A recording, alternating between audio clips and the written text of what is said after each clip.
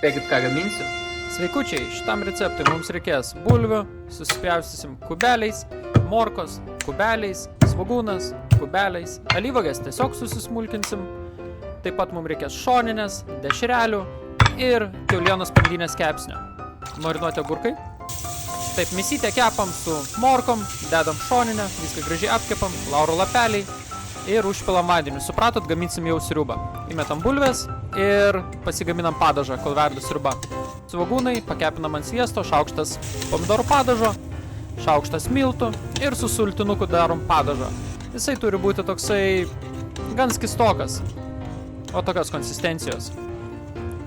Taip, dirbam su sriuba, metam dešreles, trintus pomidorus, alyvuogės, viską išmaišom, agurkai, negailim ir supilam padažą ir jau ragausim ir nustatinėsim skonį. Truko druskos, cukraus, čiobrelių, raudonėlio, rozmarino. Sudėsim česnakus ir petražoles ir 10 minučių pavirsim. Sriuba jau išvirta, beliko serviruoti. Pabaigsiu plakta grietinėlę, citriną ir petražolę. Šupininė sriuba. Skanalus. Wow, mintį supratot. Jeigu jums patiko šitas video, prašau palaikinkit ir pafollowinkit.